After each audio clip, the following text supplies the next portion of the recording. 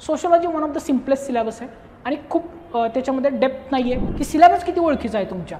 Most of the गोष्टी तुमच्या जवळच्याच आहेत, ज्या तुमच्या सभोवताली तुमच्या आयुष्यामध्ये आणि तुमच्या आधीच्या एज्युकेशनचा पार्ट होत्या. ह्या गोष्टी नवीन नाही आहेत काय. तुम्ही कुठल्याही दुसऱ्या सिलेबसचे दुसऱ्या ऑप्शनलचे क्वेश्चन एकदा पहा, तुम्हाला कळेल की सोशोलॉजीचे क्वेश्चन समजायला आणि लिहायला किती सोपे आहेत. तुम्ही आत्ता म्हटलं तरी खूप सारे पॉईंट याच्यावर लिहाल, कारण हा GS बरोबर ओव्हरलॅप होणारा सिलेबस आहे की ज्याचा रिझल्ट हा खूपच चांगला आहे. खूपच म्हणजे हे बघा 2024चे 10 टॉपर्स पहिले. सोशोलॉजी ऑप्शनल इतका क्लिस्टर क्लिअर आहे की त्याचे टॉपर्स पहिल्या 10 मध्ये असतातच. सर हे झालं फक्त इंग्लिशचं, मराठी मीडियमवाल्यांनी काय करायचं, बुक्स अवेलेबल नाहीत असं कोण म्हणतं तुम्हाला अवेलेबल नाहीत. हे बघा हे सगळे रेफरन्स बुक तुम्ही वाचायलाच पाहिजेत का, कारण बघा इतकी मोठी लिस्ट आहे. बाकी क्लास नोट्स आहेतच, मी तुम्हाला ते देणारच आहे. त्याच्यामुळे तुम्हाला सगळा सिलेबस एका ठिकाणी सुद्धा करता येऊ शकतो. कोणते बुक्स यूज करायचे, कोणते नाही करायचे, किती ओझं घ्यायचं आणि कसं घ्यायचं हे तुमच्या मेंटरवर सोडा. मी सांगतोय तेवढंच रीड करा, बस आहे, पुरस आहे. इम्प्लिकेशन आहे सोशोलॉजीचं, कारण इंडियन सोसायटी हा पार्ट आहे पेपर 1चा GS 1चा. पण तुम्हाला कधी GS 2चं आणि GS 3चं ॲप्लिकेशन सांगितलं का सोशोलॉजी कसा यूज होतो तिथे, आणि सोशोलॉजी ओव्हरऑल किती मार्क देतो एसे GS मधून वगैरे. वेलकम टू प्रयास. सोशोलॉजी ऑप्शनलची एक सिरीज आहे आणि या सिरीजमधलं हे पहिलं लेक्चर आहे. मुळात सोशोलॉजी ऑप्शनल का घ्यायचा याच्यापासून जर तुमचा प्रवास चालू झाला असेल तर हे लेक्चर तुम्हाला गाईड करेल की सोशोलॉजी ऑप्शनल नक्की काय आहे, किती आहे आणि नक्की काय काय करायचं आहे सोशोलॉजी ऑप्शनलमध्ये.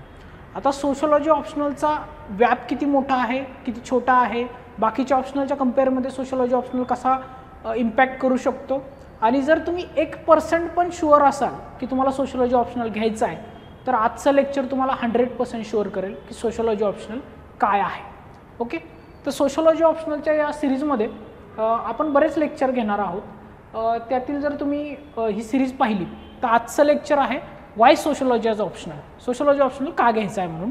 त्यानंतर जर तुम्ही उद्याच्या लेक्चरमध्ये पाहाल तर सोशोलॉजीचं आपण डिस्कशन करणार आहे, डिटेल सिलेबस डिस्कशन. मी आजसुद्धा सोशोलॉजीचा सिलेबस डिस्कस करणार आहे, पण तो कंप्लीट डिस्कस नाही करणार, फक्त आपण त्याच्यामध्ये तोंड ओळख करून घेणार आहे की सोशोलॉजी सिलेबस नक्की आहे काय. पण पुढे बघा लिस्ट ऑफ रेफरन्स बुक्स आजही थोडेसे डिस्कस होतील आणि नेक्स्ट लेक्चरमध्ये ज्यावेळेस आपण याच्यावर कंप्लीट एक लेक्चर बनवू त्यावेळेस डिटेल कुठनं काय काय रीड करायचं हे सगळं याच्यामध्ये हे केलं जाईल, डिस्कस केलं जाईल. त्यानंतर नोट्स मेकिंग प्रोसेस. मुळात सोशोलॉजी ऑप्शनलच्या नोट्स मेकिंग करताना मुलांना असं वाटतं की एका रिसोर्सेसमधनं रीड केलं बस झालं किंवा 2 रिसोर्सेसमधनं रीड केलं बस झालं. माझ्या स्वतःच्या नोट्स असायला पाहिजेत का याच्याबद्दल डाऊट असतो स्वतःचा, पण कोणताही ऑप्शनल स्वतःच्या सेल्फ नोट्स मेकिंगशिवाय कंप्लीट होऊ शकत नाही.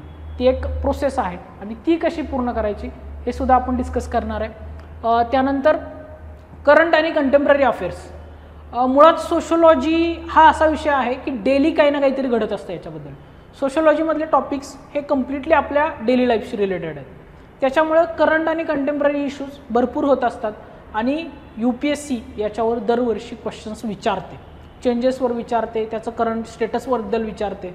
त्याच्यामुळे आपल्याला करंट आणि कंटेम्पररी अफेअर्ससुद्धा करावे लागतात. तर ते कसे करायचे, न्यूजपेपरमधून किती करायचं, EPW कसं करायचं आणि अदरवाईज जे करंट इव्हेंट्स घडतात त्याला कसं कव्हर करायचं हे आपण इथे बोलणार आहे.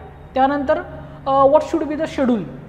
आता मोस्ट प्रॉबॅबली स्टुडंट्स काय करतात, पूर्ण इयरचं शेड्यूल लक्षात घेऊन प्रिपरेशन करतात.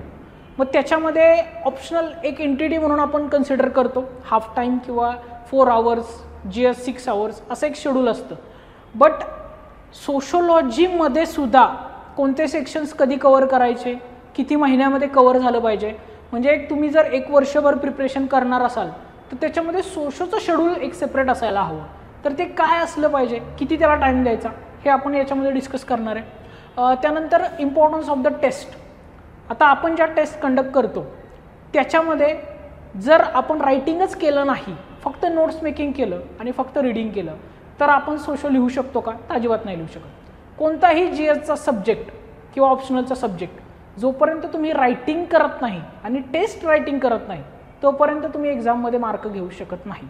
आणि हे जर करायचं असेल तर टेस्ट इम्पॉर्टंट आहे. मग ते टेस्टचं शेड्यूल कसं असलं पाहिजे तुमच्या ओव्हरऑल प्रिपरेशनमध्ये ते आपण इथे डिस्कस करणार आहे. त्यानंतर स्टेजेस ऑफ व्हॅल्यू ॲडिशन, ज्याचा कंप्लीट राऊंड पूर्ण झाला आहे सोशलॉजीच्या सिलेबसचा, की ज्याने संपूर्ण वाचून झालं आहे, एकदा नोट्स मेकिंग करून झालं आहे, कोचिंग मटेरियल पण रीड करून झाले, व्हिडिओ लेक्चर्स बघून झालेत.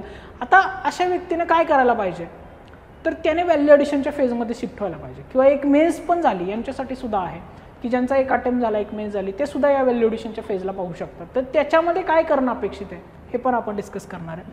Role of micro notes. आता हे गोष्ट तुम्हाला फक्त मेन्सला असणारी मुलेच सांगू शकतात की मायक्रो नोट्स काय असतात. नोट्स तर सगळे देतील, क्लासवाले, सगळ्या क्लासवाले नोट्समध्ये तुम्हाला डिस्कस करतील किंवा कोचिंग मटेरियल देतील, सगळं देतील. पण ॲक्च्युली आपण त्याला नोट्समध्ये कन्वर्ट करतो, वेगवेगळ्या रिसोर्सेसमधून आपल्या नोट्स बनवतो. त्या नोट्समध्ये सुद्धा आपल्याला कटछाट करावी लागते, खूप कीवर्ड्सच लक्षात ठेवावे लागतात. कारण एक्झाम हॉलच्या बाहेर फक्त 20 to 24 पेजेसचं मटेरियल तुमच्या हातात असलं पाहिजे, जे क्विक अख्खा सिलेबस कव्हर करेल. आणि हे फक्त मायक्रो नोट्सनेच होऊ शकतं, कारण तसं तर एक टॉपिकच 20 to 25 पेजेस कव्हर करतो. मग अशा वेळेस मायक्रो नोट्स कशा बनवायच्या, कधी बनवायच्या, किती रिव्हिजन झाल्यानंतर होतात, हे सगळं आपण इथे डिस्कस करणार आहे. आणि how to integrate optional with GS. आज मी ऑप्शनलचा GSचा ओव्हरलॅप किती आहे ते पण सांगणार आहे. त्यानंतर आपण इंटिग्रेशन कसं करायचं, प्रिपरेशन कॉमन कसं ठेवायचं GS आणि ऑप्शनलमध्ये, किती गोष्टी रिपीटेड असणार आहेत, मग त्या रिपिटेशन्सला कसं आपल्याला इंटिग्रेट करता येईल आपल्या प्रिपरेशनमध्ये, ते इथे डिस्कस करणार आहे. ओके, सो मग आपले हे पूर्ण शेड्यूल असणार आहे लेक्चर सिरीजचं, आणि त्याच्यामधलं आज हे पहिलं लेक्चर आहे, वाय सोशलॉजी ॲज ऑप्शनल. माझ्या मित्रांनी सांगितलं म्हणून मी ऑप्शनल घेतला, माझ्या मैत्रिणीने सांगितला, माझ्या सिनियरनी सांगितला म्हणून मी सोशलॉजी ऑप्शनल घेतला. ऐकून आहे की सोशलॉजी ऑप्शनल खूप बारीक आहे म्हणून मी सोशलॉजी ऑप्शनल घेतला. खूप साऱ्या टॉपर्सनी सांगितलं म्हणून घेतला. एखादा टॉपरच आवडला, त्याचं बोलणं आवडलं आणि वाटलं की त्याने जो घेतला आहे तोच ऑप्शनल घ्यायचा. कारण महाराष्ट्रामध्ये हे असं झालेलं आहे याआधीसुद्धा. PSIRचा जो ट्रेंड तयार झाला आहे त्याच्या मागे सुद्धा टॉपर कारणीभूत आहे. मग एक टॉपर आवडला म्हणून तो ऑप्शनल आवडू शकतो का? त्या विषयाला खरंच तेवढी डेप्थ आहे का? एखादी टीचिंग फॅकल्टी आवडली, अरे हा माणूस चांगलं शिकवतो म्हणून तो ऑप्शनल घ्यावा का? अगदी बारीक सारीक इतके रिझन्स असतात मुलांचे आणि त्याच्यामुळे हा ऑप्शनल बरेच जण घेतात, पण कधीच चेक करत नाहीत की त्या ऑप्शनलचं पोटेन्शियल किती. म्हणजे हा ऑप्शनल घेतल्याने कोणाची चूक होणार नाही हे मी गॅरंटेड सांगतो. हा ऑप्शनल तुम्हाला मार्क देणारच आहे, तुमचं सिलेक्शन घडवून आणणारच आहे, पण तरीसुद्धा हा ऑप्शनल घेण्यामध्ये काही प्रोसिजर फॉलो केली पाहिजे. कोणत्या कोणत्या वेजने हा ऑप्शनल घेता येऊ शकतो, याचा इम्पॅक्ट कुठे कुठे होतो हे कितपत आपण पाहतो तर अजिबात नाही पाहत. म्हणून आज मी तुमच्यासोबत हे डिस्कस करणार आहे. आणि ही ॲक्टिव्हिटी माझ्या एंडनी नाही, फक्त ही माझ्यासोबत तुम्हीसुद्धा करायची. ज्या ज्या इयरचे पेपर मी सांगेल त्या इयरचे ओपन करा, ते पेपरमध्ये त्याचं ओव्हरलॅप पहा, किती गोष्टी तुम्हाला समजत आहेत पटकन, किती ऑप्शनल आपला डायनॅमिक आहे, किती गोष्टींना कव्हर करतो, हे आज आपण इथं वाय सोशलॉजी ॲज ऑप्शनल या लेक्चरमध्ये पाहणार आहे. आता पहिली गोष्ट, one of the small syllabus कसा आहे काय आहे ते मी दाखवतो. किती छोटा सिलेबस आहे, एकदम एक ओव्हरलॅप करून आपण घेणार आहे त्याच्यामध्ये. फॅमिलॅरिटी, किती गोष्टी ओळखीच्या आहेत सोशलॉजीमध्ये आपल्या आत्ता, न काही करता, कोणतंही रिडिंग न करता सोशलॉजी ॲज अ फक्त ऑप्शनल आहे एवढं माहीत असताना सुद्धा आपण किती गोष्टी करू शकतो हे फॅमिलॅरिटीमध्ये बघणार आहे आपण. त्यानंतर understanding of the questions, PYQ पाहणार आहे याच्यामध्ये आपण, की फक्त पाहून किती कळतं याच्यामध्ये डिस्कशन नाही आहे. एक समजून घ्या, हे फक्त एक नवीन मुलांनी काय करावं याच्यासाठी केलेला व्हिडिओ आहे. याच्यामध्ये फक्त एक प्रोसिजर फॉलो करायची आणि ती कशी असली पाहिजे हे इथं आपण डिस्कस करणार आहे. त्यानंतर प्रिव्हियस रिझल्ट्स अँड ट्रेंड्स, सोशलच्या रिझल्टबद्दल बोलायची गरज नाही. ते म्हणतात ना, हातच्या कंकणाला आरसा कशाला, जे सहज दिसतंय, जे सोपं आहे त्याला सांगायची गरज नाही. तरीसुद्धा मी तुम्हाला ट्रेंड सांगतो की काय सोशलॉजीनं आत्तापर्यंत धुमाकूळ घातलेला आहे या ऑप्शनल्समध्ये, का सोशलॉजी एवढा ट्रेंडिंग आहे, जो तो उठतो सोशो का म्हणतो ते तुम्हाला आता इथे कळेल. Previous trends and result, availability of material and reference books, कोणते बुक्स रीड करायचे किंवा किती बुक्स आहेत. जनरल आपण आज हे बघणार आहे, कसे रीड करायचे, त्यातलं काय रीड करायचं कंटेंट, बुक घ्यायचे का नाही, हे आपलं उद्या असणार लेक्चरमध्ये, हे आजच्या लेक्चरमध्ये नाही आहे. त्यानंतर बघा toppers copies, topper copy easily available आहेत का तुमच्या ऑप्शनलच्या, हे पण आपण डिस्कस करणार आहे. इझी टू अंडरस्टँड कितपत आहे तो पण बोलूया. ओव्हरलॅपिंग विथ GS बरोबर आणि SC सोबत याचा किती ओव्हरलॅप होतो ऑप्शनलचा तोही डिस्कस केला जाईल.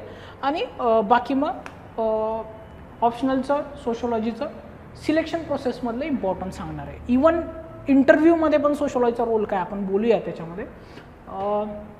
आता one of the smallest syllabus, आता one of the smallest syllabus का, तर आता मी तुम्हाला एक हे दाखवतो.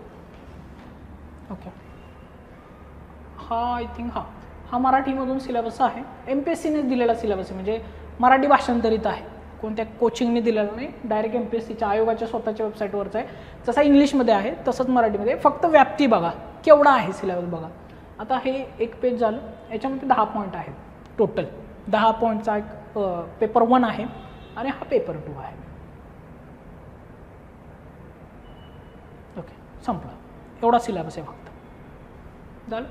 त्यानंतर जर तुम्ही UPSCचा पाहिला, म्हणजे इंग्लिशमधला जो पाहिला,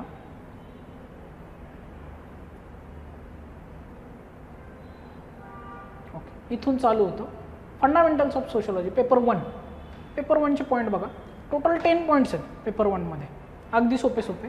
आणि पेपर 2मध्ये हे पहा ABC असे सेक्शन्स जर धरले तर इथे सिलेबस संपतो.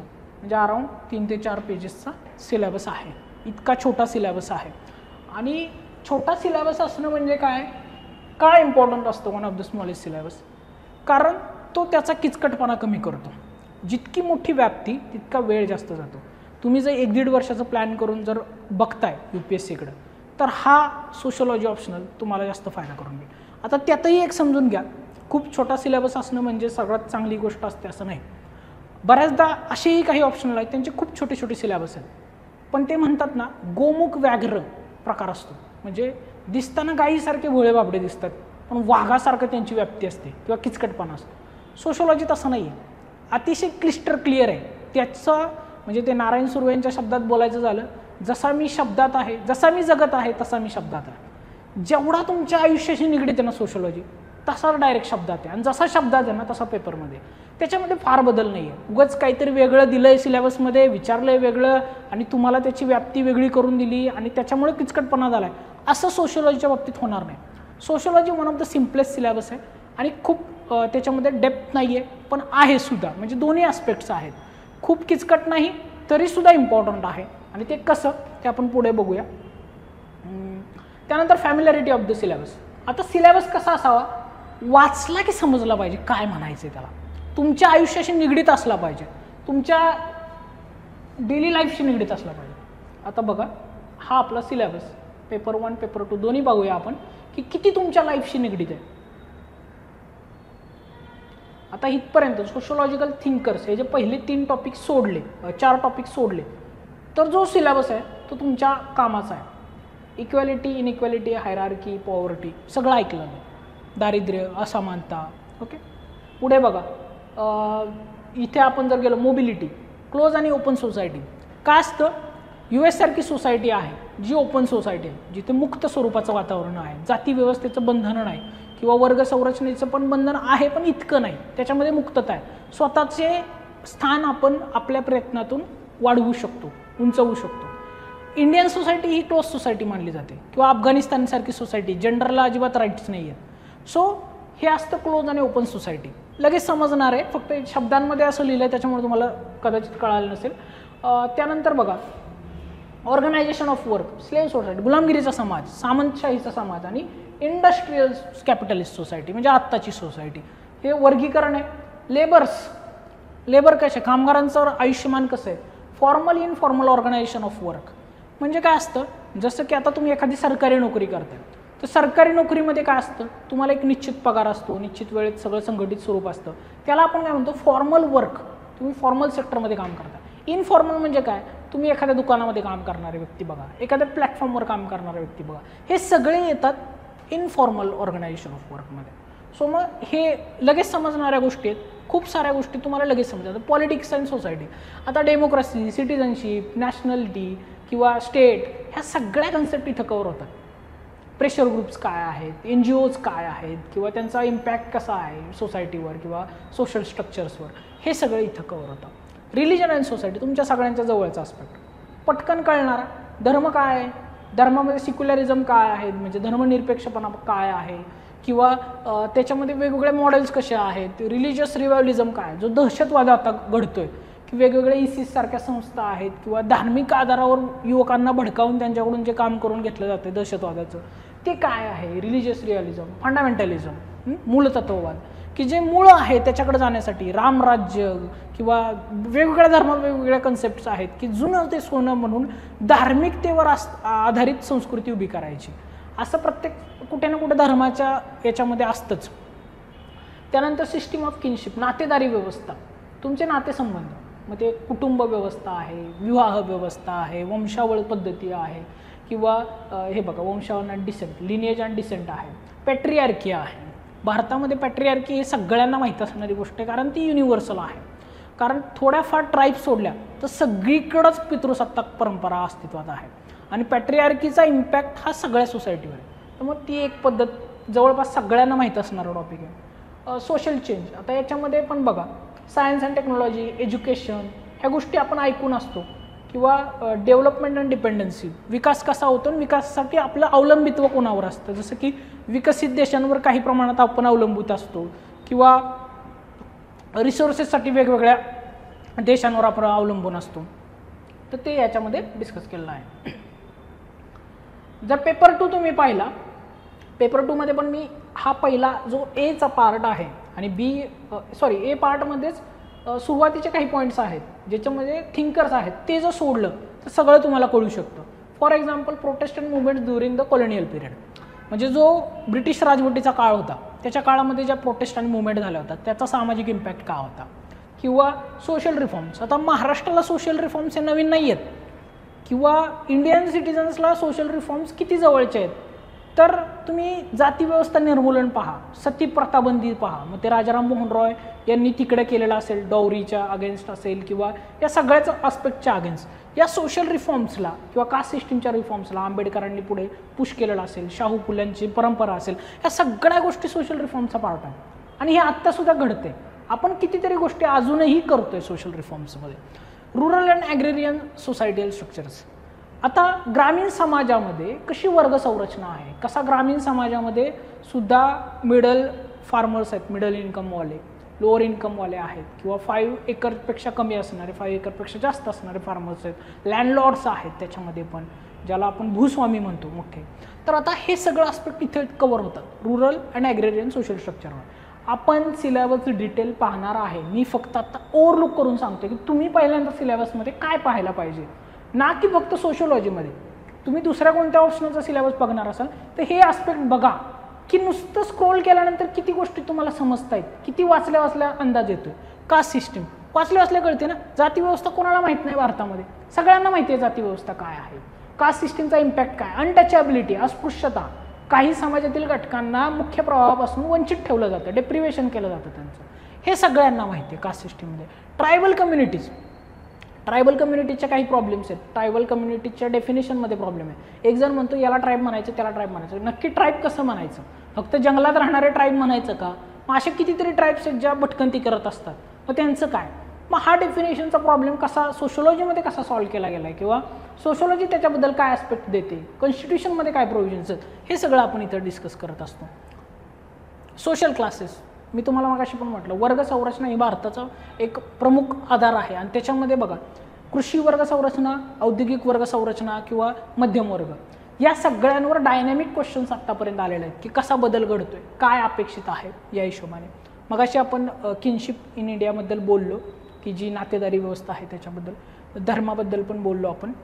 सोशल चेंजमधले ॲस्पेक्ट बघा, कशा प्रकारे सोशल चेंज केला पाहिजे, मग तो डेव्हलपमेंटच्या रिलेटेड असेल, प्लॅनिंगच्या रिलेटेड असेल, किंवा कायद्याने होणारा बदल आहे, किंवा एज्युकेशनने होणारा बदल आहे, या सगळ्या ॲस्पेक्टला इथे कव्हर केलेलं दिसतं. अगेन रुरल अँड ॲग्रेरियन ट्रान्सफॉर्मेशन, की भारतीय ग्रामीण समाज कसा बदलतोय, त्याच्यामध्ये काय घटक नवीन येत आहेत, किंवा कृषी समाजामध्ये काय बदल होतोय, मग त्याच्यामध्ये प्रॉब्लेम्स काय आहेत, रुरल लेबरचे काय प्रॉब्लेम्स आहेत, त्याच्यामध्ये बॉन्डेज लेबरचे म्हणजे ज्याला वेट भिगारी आपण म्हणतो त्याचे काय प्रॉब्लेम्स आहेत, मायग्रेशन, मजूर दरवर्षी गावातून खेड्यातून याच्याकडे मायग्रेट करत असतात शहराकडे. कोविडच्या काळामध्ये तर तुम्ही पाहिलं असेल रिव्हर्स मायग्रेशन झालं होतं की सगळे खेड्याकडे पळत होते त्यांच्या गावाकडे. तर मग ते मायग्रेशन कसं आहे ते इथे आपण स्टडी करतो. इंडस्ट्रियलायझेशन आणि अर्बनायझेशन, औद्योगिकरण आणि शहरीकरण, याचा मग वेगवेगळ्या ह्याच्यावर कसा इम्पॅक्ट आहे, मग तो वर्किंग क्लासवर आहे, जसा की IT सेक्टरमुळे तयार झाला एक वर्किंग क्लास आहे, किंवा गिरणी कामगार होते पूर्वी, तो औद्योगिक कामगार वर्गांमधला आहे इंडस्ट्रियलायझेशनचा, किंवा इनफॉर्मल सेक्टरची कशी वाढ झालेली आहे, आपल्याला बस सेवा, कॅब सेवा, या सगळ्या इंडस्ट्रीच्या भोवती निर्माण झालेल्या असतात, मग त्यांचा काय इम्पॅक्ट आहे. त्यानंतर झोपडपट्टीसुद्धा स्लमच्या शेजारी तयार झालेली असते, ते काय आहे. Politics and society. मगाशी आपण जे डेमोक्रेसीबद्दल बोललो, सिटिझनशिपबद्दल बोललो, कारण एक लक्षात घ्या, पॉलिटिक्स हे फक्त GS2 आणि PSIR सारख्या विषयांमध्ये नाही आहे. सोशोलॉजीचा एक इनहेरंट पार्ट आहे तो, आणि तो तुम्ही रिप्लेस करू शकत नाही. ओके. त्यानंतर social movement in modern India, again मुवमेंटचा पार्ट आहे. वेगवेगळ्या एन्व्हायरमेंटसारख्या मुवमेंट आहेत, वुमनच्या मुवमेंट आहेत, की का सोशोलॉजीला किंवा सोसायटीमध्ये गरज पडते या मुवमेंटची, कशा मुवमेंट तयार होतात, याचं GS मध्ये सुद्धा इम्प्लिकेशन आहे, एसेमध्ये सुद्धा आहे. ते कसं आहे त्यावर पण आपण भाष्य करणार आहे पुढं. ओके. पॉप्युलेशन, लोकसंख्या वाढ, लोकसंख्येचं वृद्धत्व, म्हणजे अलीकडं असा पण प्रकार झाला आहे, जर्मनीसारखे देश असतील की जिथे लोकसंख्या आता वृद्ध होत चालली, हळूहळू तिथून तरुण युवकांची पिढी कमी होत चालली. त्यामुळे तर म्हटलं जातं ना, भारत हा विश्वकर्मा आहे, किंवा कारण भारताकडे आत्ता जी यंग पॉप्युलेशन आहे ते सगळ्यात जास्त आहे, वर्किंग पॉप्युलेशन म्हणूया आपण. बाकीच्या देशांकडे ते एजिंगकडे चाललेत, म्हणजे ते डेमोग्राफिक विंटरकडे चाललेले आहेत. तर तो काय प्रकार आहे तो पण आपण पुढे बघणारच आहे. त्यानंतर कास्ट कन्फ्लिक्ट, आता अलीकडचे काही चॅलेंजेस आहेत सोसायटी समोरचे, जसं की जातीय संघर्ष आहे, पॉवर्टी, दारिद्र्य आहे, किंवा डिस्प्लेसमेंट, एन्व्हायरमेंट प्रॉब्लेम्स आहेत आपल्या समोरचे जेवढे येत आहेत ते, किंवा एज्युकेशनमधल्या काही गोष्टीज आहेत, इलिटरसीसारखा विषय आहे, साक्षरतेचा अभाव आहे सोसायटीमध्ये. तर हा सगळा सोशोलॉजी ॲज अ सिलेबस आहे. आपण सिलेबस डिस्कस करूया, पण त्याआधी आपण हे पाहून घेतला की सिलेबस किती ओळखीचा आहे तुमच्या. मोस्ट ऑफ दी गोष्टी तुमच्या जवळच्याच आहेत, ज्या तुमच्या सभोवताली, तुमच्या आयुष्यामध्ये आणि तुमच्या आधीच्या एज्युकेशनचा पार्ट होत्या. ह्या गोष्टी नवीन नाही आहेत काय तुम्हाला. ओके. फॅमिलॅरिटी ऑफ द सिलेबस आपण बघितलं. अंडरस्टँडिंग ऑफ द क्वेश्चन, आता आपण डायरेक्ट काय करूया, सोशोलॉजीचे पेपरच काढूया की तुम्हाला डायरेक्टली कळेल की सोशोलॉजीचा हे किती आहे, किती गोष्टी पेपर वाचून कळतात. बऱ्याचदा म्हणण्यापेक्षा 90% टॉपर्स हेच सांगतात तुम्हाला की जर तुम्ही सोशोलॉजी ऑप्शनल घेताय तर त्याचा एकदा क्वेश्चन पेपर पाहून घ्या. हा 2024चा पेपर, लेटेस्ट पेपर आहे, सोशोलॉजीचा पेपर 1 आहे. आता याच्यामध्ये बघा तुम्हाला किती गोष्टी, आता मी मगाशी ज्या डिस्कस केल्या, ज्या तुमच्या आमच्या आयुष्याच्या निगडीत आहे डेली लाईफशी, आता यातल्याच किती तुम्हाला लगेच कळतील बघा. Changing nature of caste system, जातीचं बदलतं स्वरूप झालं, आलं तुमच्या मगाशच्या डिस्कशनमधला पण पार्ट होता. आणि जाती व्यवस्था ही आपल्या डेली लाईफशी निगडीत सुद्धा आहे. Marriage as a institution undergo the radical transformation from the ritual to commercial in its outlook. Okay. Marriage system पूर्वी जी होती ती रिच्युअल होती, तिला एक सिक्युलर आस्पेक्ट, तिला एक रिलिजियस आस्पेक्ट होता. 16 संस्कार म्हणतो ना आपण, त्या 16 संस्कारमधला विवाह हा एक संस्कार मानला जात होता. आता विवाह या संस्काराचं काय होते, रिच्युअल आस्पेक्ट जो होता त्याच्यामधला, जो आपण त्याला म्हणतो की ज्याच्यामध्ये धार्मिक घटक होते, त्याच्याकडून तो आता कमर्शियल होत चालला आहे. कमर्शियल होतो आहे म्हणजे काय होतं, प्री वेडिंग, पोस्ट वेडिंग किंवा डेस्टिनेशन वेडिंग, हे काय आहे हे सगळं, किंवा शादी.com सारखे मॅट्रिमोनियल साईट्स असतील, हे सगळं काय झाले, विवाहाचं जे पारंपरिक स्वरूप होतं किंवा जे धार्मिक स्वरूप होतं त्याच्याकडून आता ते एक व्यावसायिक स्वरूपाकडे रूपांतरित होते. तर याच्यावर हे भाष्य करते. हे पण समजण्यासारखं क्वेश्चन आहे, काय अवघड क्वेश्चन नाही आहे. Democracy needs a vibrant culture of civil society.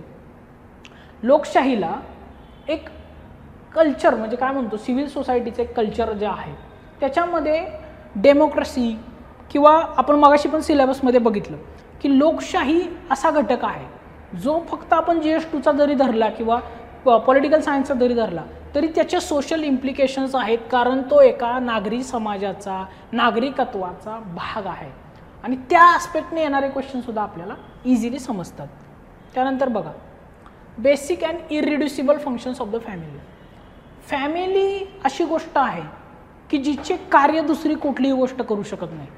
तिची स्वतःची संस्था आहे, ती स्वतःच करू शकते. सामाजिक संस्थांमधली एक प्रमुख संस्था आहे फॅमिली, ज्याला म्हणतो आपण सोशल इन्स्टिट्यूशन्स.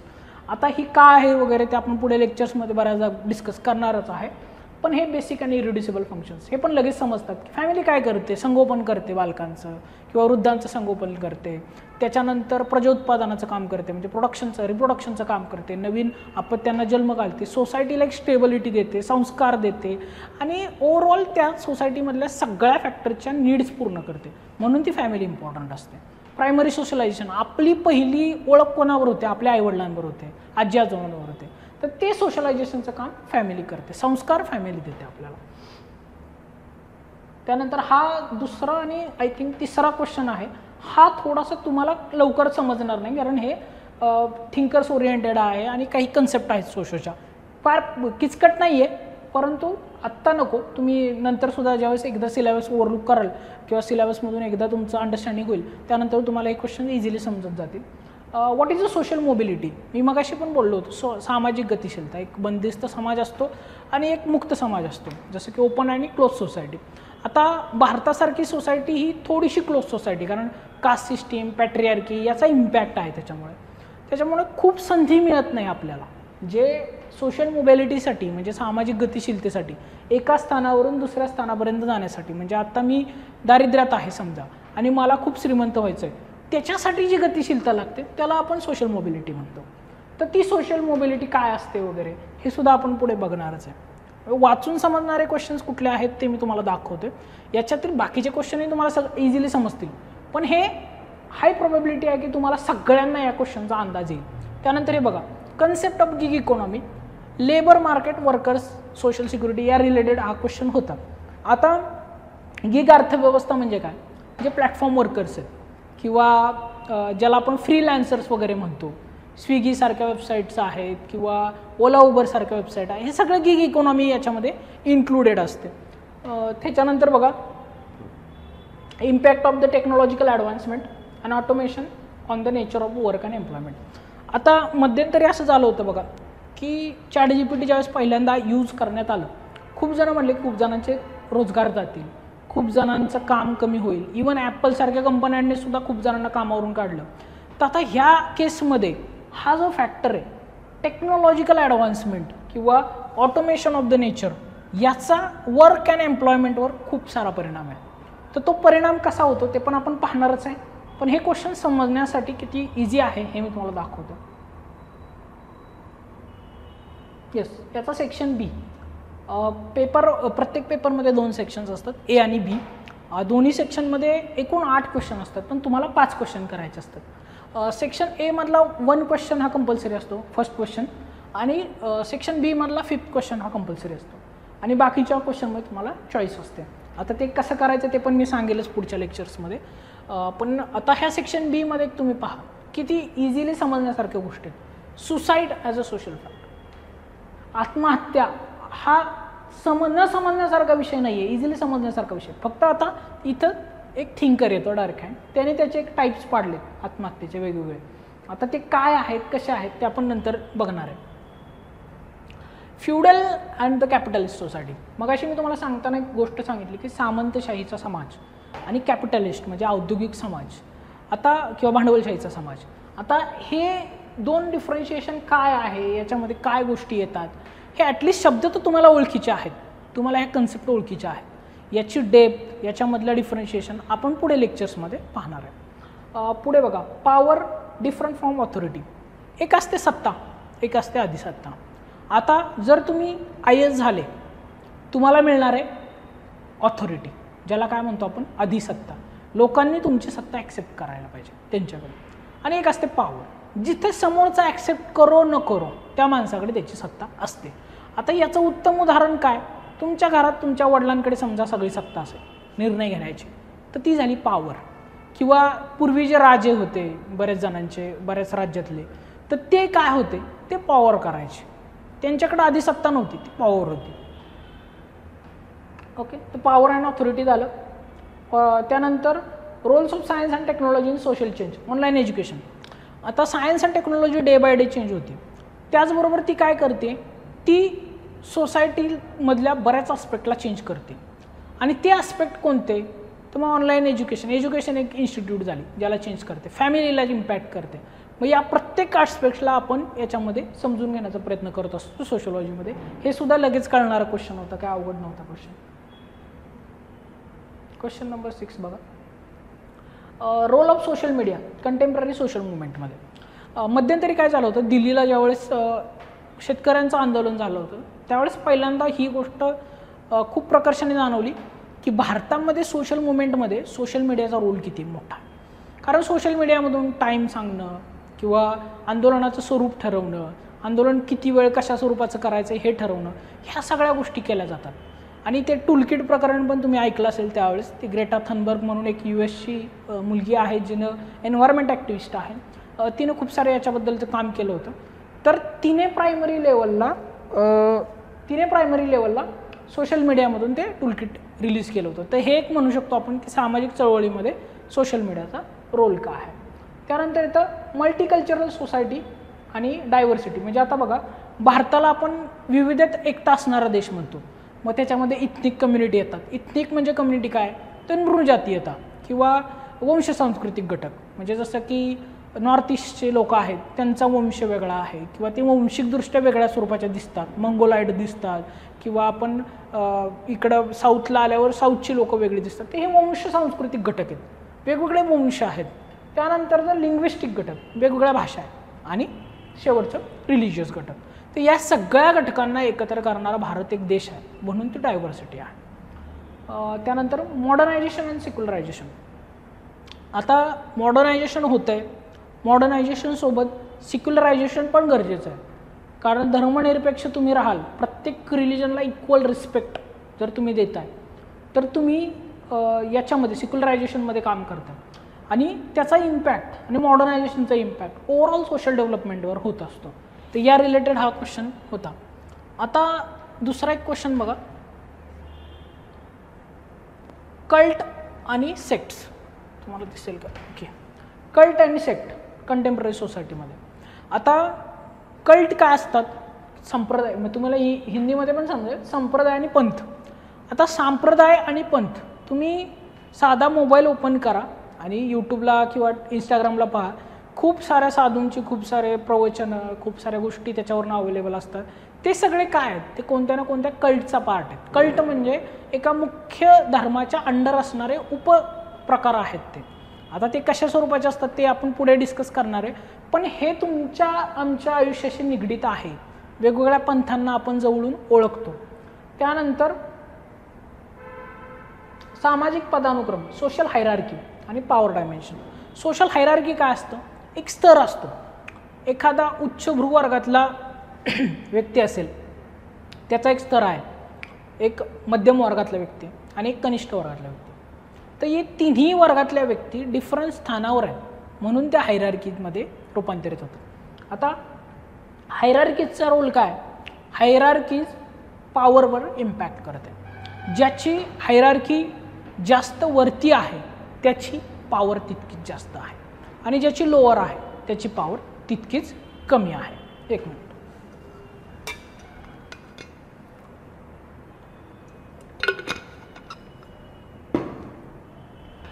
ओके, पुढे बघा. आता आपण एक गोष्ट ऐकून आहे की कुटुंब बदलतं आहे. आधुनिक कुटुंब हे पहिल्यापासून आपल्या सिलेबसमध्ये कुठे ना कुठे आलेलं आहे की पूर्वी जॉईंट फॅमिलीज होत्या, आता न्यूक्लिअर फॅमिलीज होत आहेत. म्हणजे आपण संयुक्त कुटुंबाकडून विभक्त कुटुंबाकडे चाललो आहे. आता हे जे स्थलांतर आहे किंवा स्थित्यंतर आहे, याच्यामध्ये नुसतं तिथपर्यंत थांबत नाही. हे फक्त न्यूक्लिअरपर्यंत होत नाही, हे न्यूओलोकलसुद्धा असतं. त्याच्या पुढे जाऊन हे फिलिओसेंट्रिकसुद्धा आहे, म्हणजे आपत्ती केंद्रीय आहे, संतान केंद्री. पालक हे फक्त आपल्या मुलाभोवती एकल आपत्ती असतात. बऱ्याच जणांना एकल पालकत्व असतं, एकच पालक असतो, सिंगल. मग त्याचं पूर्ण आयुष्य तो त्या बालकाभोवतीच केंद्रित करतो. मग ते हेलिकॉप्टर पॅरेंटिंग म्हणतो ना आपण, कंटिन्यू त्या मुलांवर लक्ष असणं. तर मग हे प्रकार नवीन फॅमिलीमध्ये कसा आला आहे याच्यावर डिस्कशन आहे. इझिली समजण्यासारखी गोष्ट आहे, आणि ओव्हरऑल मग सोशल चेंज तर आहेच समजण्यासारखी गोष्ट. त्यानंतर जर तुम्ही पेपर 2 पाहिला, हा पेपर 1 होता. पेपर 2 जर पाहिला सोशलॉजीचा,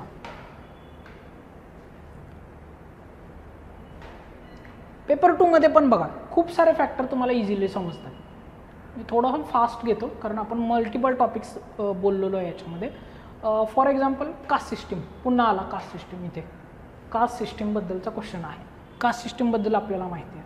इंडस्ट्रीयल क्लास, मी मगाचपासून म्हणतो की औद्योगिक वर्ग आहे. जसा गिरणी कामगार होता, इथं महाराष्ट्रामध्ये MIDCमध्ये काम करणारा वर्ग आहे, तो औद्योगिक कामगार वर्ग आहे. पॅट्रियार्की, पितृसत्ताक परंपरा. ओके.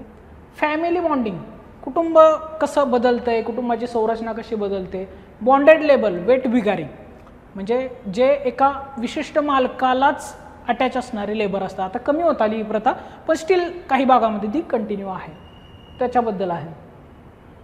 ट्रायबल डेव्हलपमेंट, ऑब्स्टॅकल्स काय आहेत, आदिवासींच्या विकासामध्ये कोणते अडथळे येतात, याच्यावर हा क्वेश्चन होता.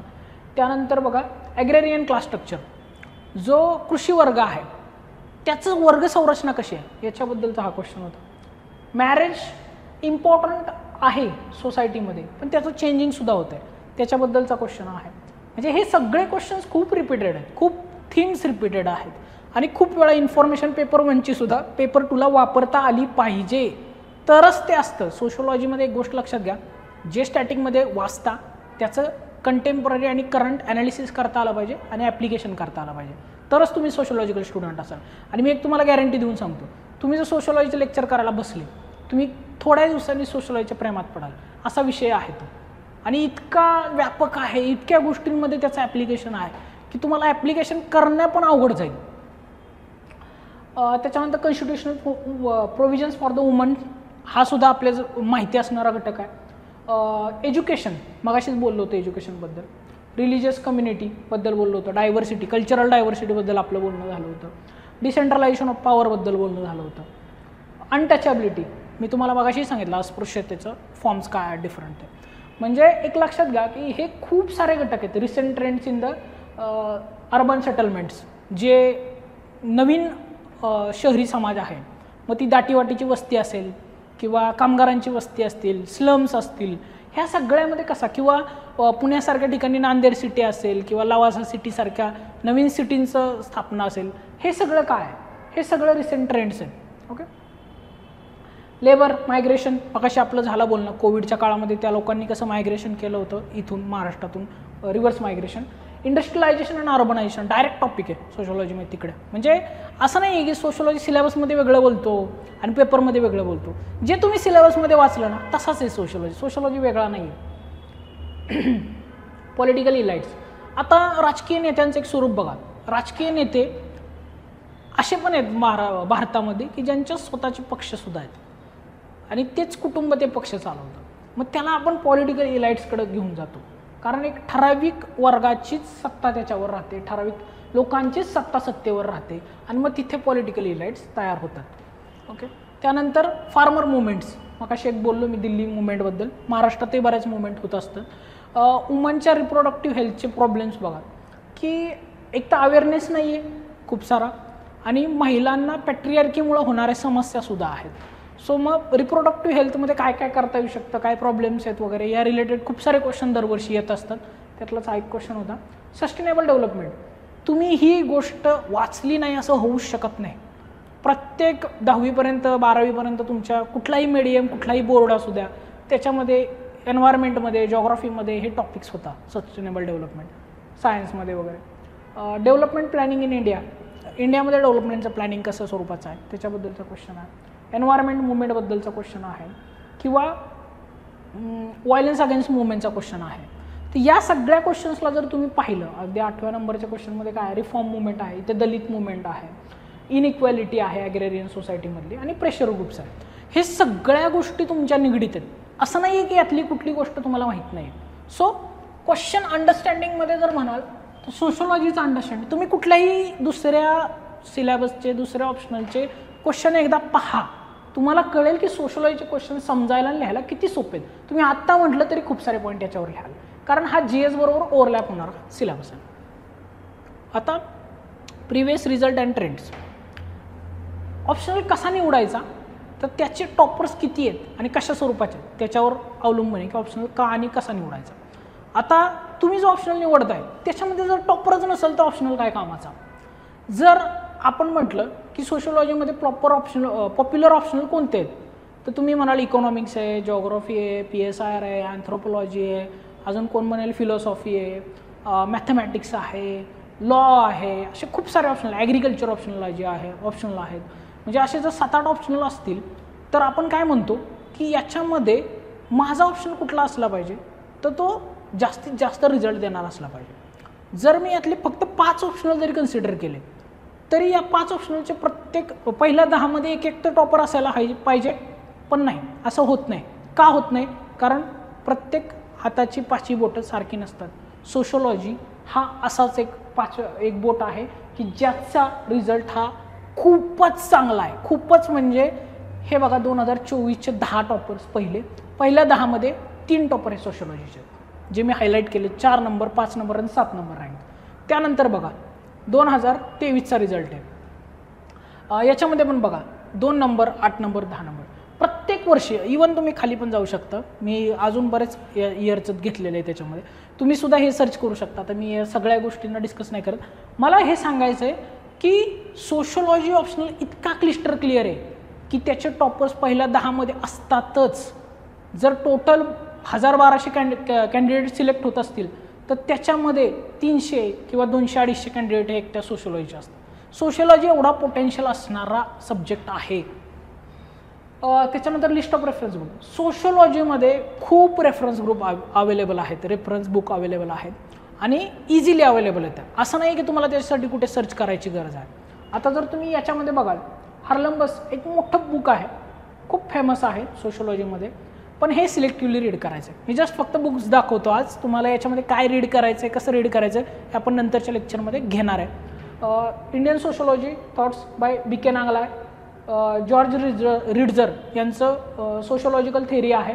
हे सगळे बुक्स आहेत ना, हे सोशोलॉजी ऑप्शनलच्या हिशोबाने नाही बनवल्या, हे सोशोलॉजी ॲज अ सब्जेक्ट म्हणून बनवलेत. तर आपल्याला ह्याला सिलेक्टिव्हच ठेवायचं आहे. हे आहे बघा essential sociology by Nitin Sangwan. हे बुक तुम्ही डायरेक्टली यूज करू शकता पेपर 1 पेपर 2ला, कारण ॲज इट इज आपल्या सिलेबसनुसार बनवलेलं बुक आहे हे पुस्तक. याच्यामध्ये 2 पार्ट येतात अलीकडे, पूर्वी एकच पार्ट यायचा. त्याच्यानंतर अँथनी गिडन्स आहे, हे सुद्धा सिलेक्टिव्ह यूज करायचं आहे. आता मुलं म्हणतील की सर हे झालं फक्त इंग्लिशचं, मराठी मीडियमवाल्यांनी काय करायचं, बुक्स अवेलेबल नाहीत. असं कोण म्हणतं तुम्हाला अवेलेबल नाहीत? हे बघा, पहिली गोष्ट तर तुम्ही मराठी मीडियममधल्या मुलांनी काय करा, तर 11वी आणि 12वी या 2 इयरचे पुस्तकं पहिले वाचून घ्या. समाजशास्त्र काय आहे, मराठीमध्ये कसं आहे हे समजून घ्या या 2 पुस्तकावरून. त्यानंतर तुम्ही काय करा, ही पुस्तकं आहेत बघा, हे रेफरन्स बुक आहे. आगलावे आहेत, प्रदीप आगलावे यांची 2 पुस्तकं आहेत, एक मूलभूत समाजशास्त्रीय विचारवंत, एक समाजशास्त्र MPSC नेट सेट. या दोघांपैकी एकच यूज करायचा. शक्यतो हे यूज करणं जास्त बेटर, कारण हे तुमच्या हिशोबाने यूज करायला सोपं आहे. चळवळींच्या बाबतीत घनश्याम शहांचं पुस्तक आहे, नाही यूज केलं तरी चालेल ॲज अ रेफरन्स म्हणून. आता एक लक्षात घ्या, हे सगळे रेफरन्स बुक तुम्ही वाचायलाच पाहिजेत का? कारण बघा इतकी मोठी लिस्ट आहे. YCMUमध्ये पण थिंकर्स आहेत, नितीन सांगवानसुद्धा मी मराठीवाल्यांना पण यूज करायला सांगतो, आणि नेहा भोसलेंच्या नोट्स आहेत किंवा कुठल्याही टॉपरच्या नोट्स तुम्ही यूज करू शकता. आता खरंच इतके रेफरन्स बुक यूज करायला पाहिजेत का? तर करावेच असं नाही, करता आले तर उत्तम. बाकी क्लास नोट्स आहेतच, मी तुम्हाला ते देणारच आहे. त्याच्यामुळे तुम्हाला सगळा सिलेबस एका ठिकाणी सुद्धा करता येऊ शकतो. आता एक थोडक्यात लक्षात घ्या, एक तुम्ही गाढवाची गोष्ट ऐकलेली असेल. गाढव एकदा ओझं घेऊन चाललं होतं आणि गाढवाच्या खांद्यावर होतं मिठाचं ओझं.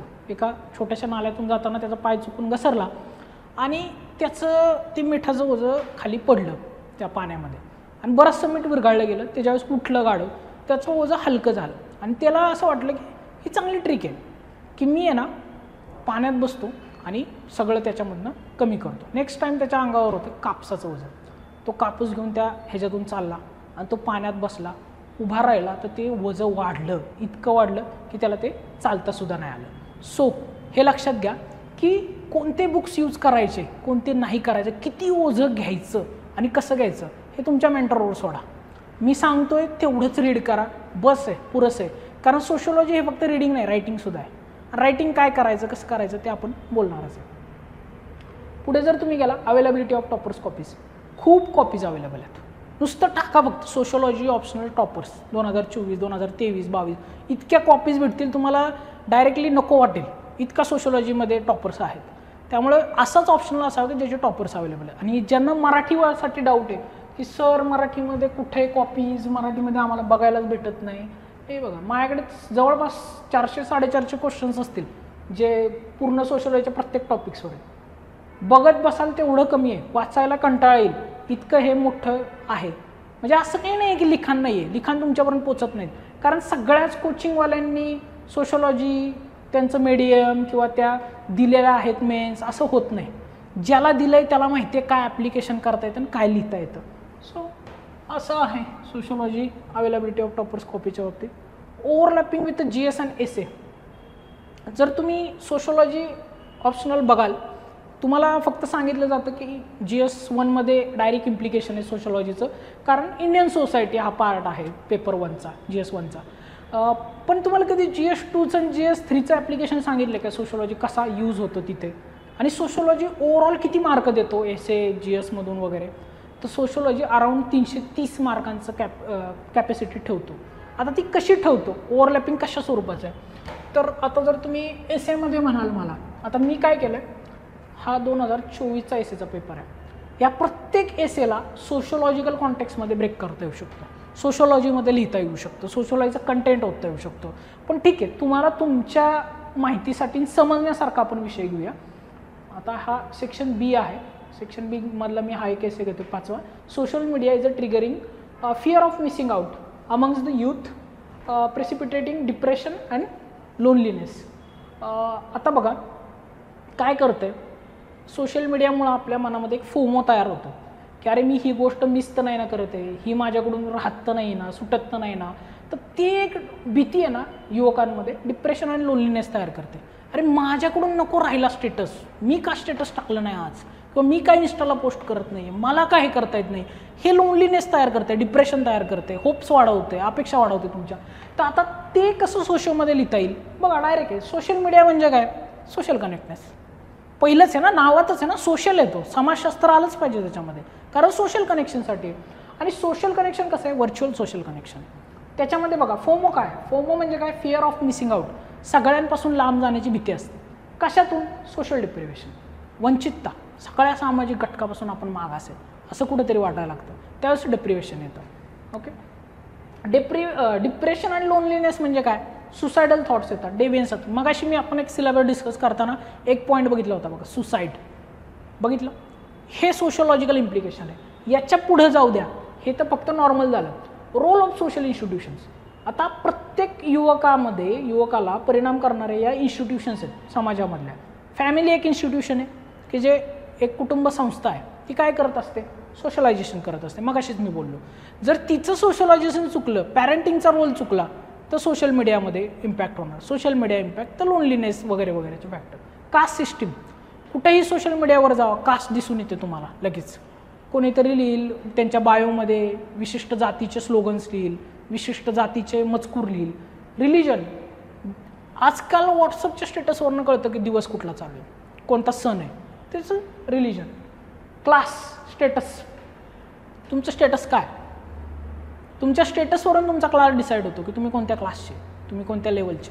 सो हे सोशल मीडियाचा इम्पॅक्ट आहे. Education, online education, screen generation, का म्हणतो आपण अलीकडच्या जनरेशनला स्क्रीन जनरेशन. कंटिन्यू स्क्रोलिंग, 2010 पासून जन्मलेलं प्रत्येक अपत्य हे स्क्रीन जनरेशनचं प्रॉडक्ट आहे, कारण कंटिन्यू स्क्रोलिंग, कंटिन्यू स्क्रीन. मग हे सगळं काय डिसाईड करते, हे सोसायटी, सोशल आस्पेक्ट. झाला तुमचा 125 मार्काचा essay एकटा सोशलॉजी देऊ शकतो. मी अजून फक्त डिस्कस केलं आहे, याचं प्रॉपर रायटिंग केलेलं नाही. इतकं सोशलॉजीचा इम्पॅक्ट आहे की पूर्ण essay एका 1 गोमध्ये लिहिता येऊ शकतो तुम्हाला. ओके, essayचं झालं. आता GS 1मध्ये फक्त काउंट करत जावा, मी टॉपिकची नावं घेतो, तुम्हाला लक्षात येईल की किती मार्कांचं पोटेन्शियल आहे सोशलॉजीमध्ये. पहिला, changes in the field of society, 10 मार्काचा question. Again, cities tend to attract more migrants than smaller towns. आपण मगाशी पण म्हटलं कामगार वर्ग, सिटीज यांचं कनेक्शन, 10 मार्क. जनसांख्यिकीय शीत, डेमोग्राफिक विंटर, मी मगाशी बोललो होतं बघा. लोकसांख्यिकीय शास्त्र, हे समाजशास्त्राचा एक मेजर पार्ट आहे, 10 मार्क मिळतात.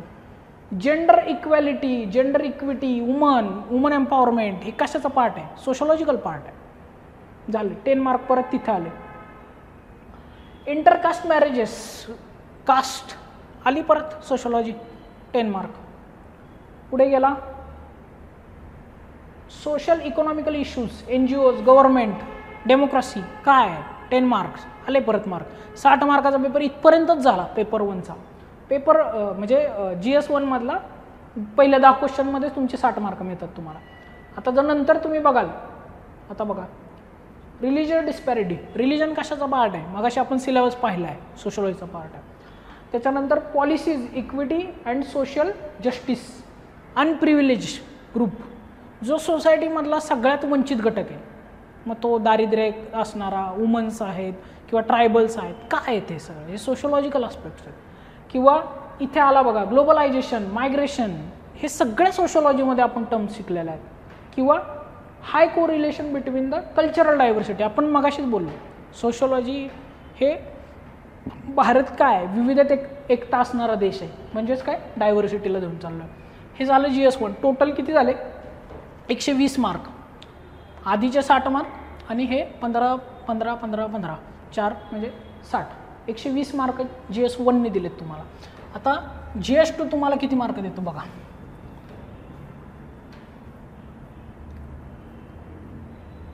ओके, GS2 मध्ये बघा पहिला क्वेश्चन, निर्धनता आणि कुपोषण म्हणजे पॉवर्टी आणि मालन्यूट्रिशन आला. पॉवर्टी परत, मालन्यूट्रिशन, ह्युमन कॅपिटल आलं परत, सोसायटी.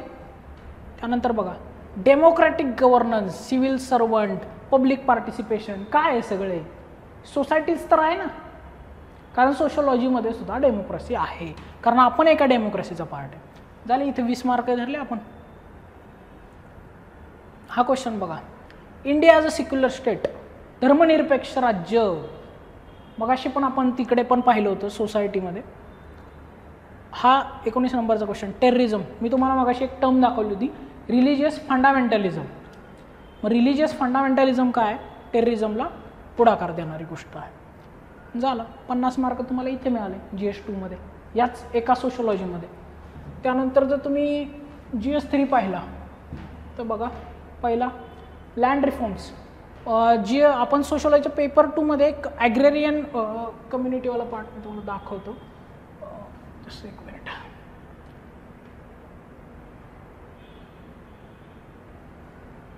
याच्यामध्ये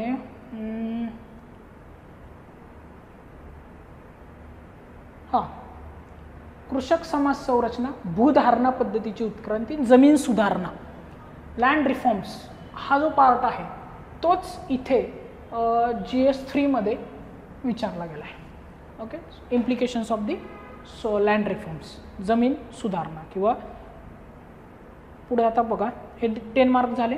एन्व्हायरमेंट NGOज, आपण एन्व्हायरमेंट मुवमेंट सोशोलॉजी मगाशी ज्याबद्दल बोललो होतो, प्रेशर ग्रुप्सबद्दल बोललो होतो, आले 10 मार्क परत 20 मार्क्स. इथे बघा discuss the merits and demerits of the labour code. Labour itself is a part of society, आणि आपल्याकडे डायरेक्ट फॉर्मल इनफॉर्मल लेबर्स, मी मगाशी ज्या गोष्टींबद्दल चर्चा केली ते सगळे इथं आहे लेबर कोड्स, कारण कंटेम्पररी होतं, करंट होता, तो करंटमधला पॉईंट होता. झालं तुम्हाला इथे 35 मार्क्स मिळाले. एकट्या GS1 2 3 यांना मिळून, आणि जर एसे धरला तर टोटल मिळून तुमचे मार्क 350च्या वरती जातात. म्हणजे सोशोलॉजीचं पोटेन्शियल किती आहे तर हे असं आहे. आता पुढच्या लेक्चर्समध्ये आपण सिलेबस डिस्कस करणार आहे, सिलेबसमधले पॉईंट डिस्कस करणार आहे. तोपर्यंत पाहत राहा. तुमचे काही डाऊट्स असतील तर कमेंट सेक्शनमध्ये प्लीज मेन्शन करा. थँक्यू.